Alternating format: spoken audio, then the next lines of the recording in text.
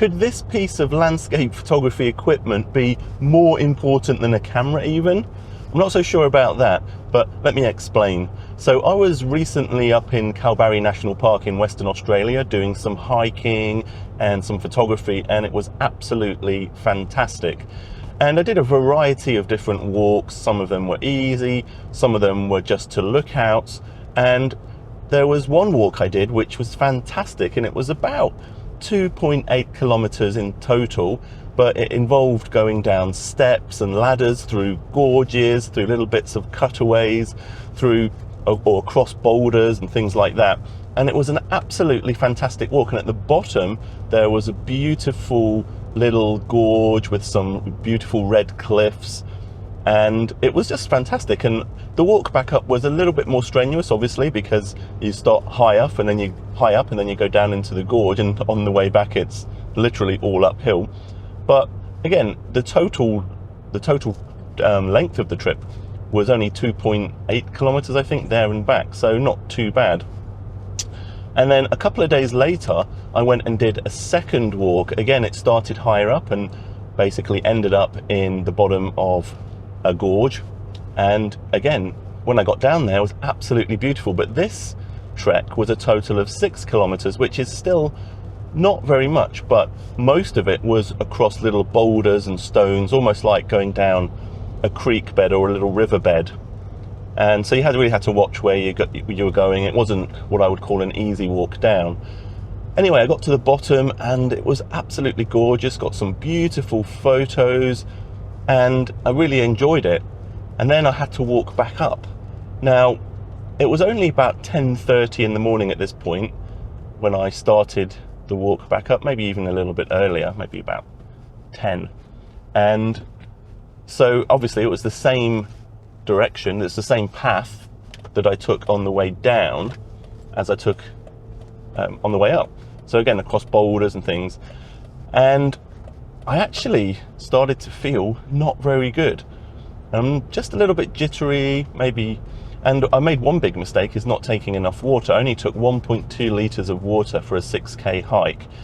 And I always had a, 500 milliliter iced coffee. So that's technically fluids, right?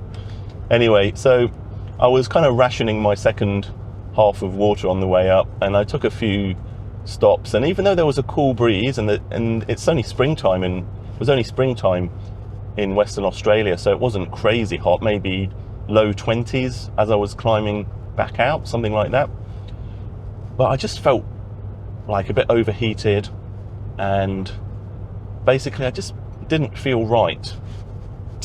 Now, one of the problems I've got at the minute is the camera equipment that I'm carrying around is way too heavy. Because I broke a lens a while ago, I'm using an adapted Canon lens on my Sony a7R IV, and the problem with that is the lens adapter that I'm using is it's really, I think it's a pretty good one, but it's actually quite weighty, so I'm carrying around a lot of extra weight. And I have one tripod, which is my photographic tripod, and then I have a second tripod which I use for making the actual YouTube videos. And on top of that, water, which I didn't take enough of, and all the other stuff, filters, landscape photography filters, the video camera that I use. So I was carrying a lot of weight back up. Anyway, I was also carrying a lot of additional weight in another way, and that's basically around my belly. And I realized that the second, or maybe the first most important piece of landscape photography equipment is not actually the camera or the lens, it's your body, or my body. And I really haven't been doing a good enough job taking care of it, really. So I really need to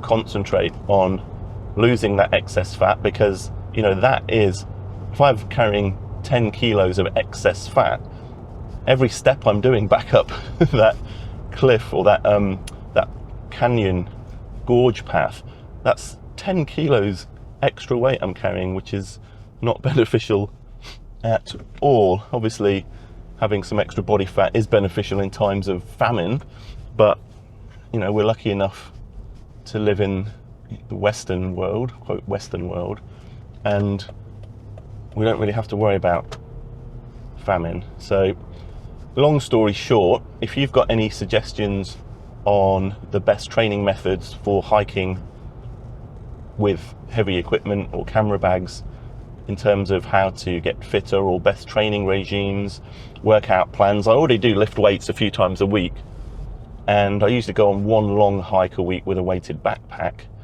but I think I need to do more. And if you've got any diet tips, exercise tips, workout tips, tips to make my camera bag lighter, then I would welcome them. Let me know in the comments, and I'll see you in the next video. Bye.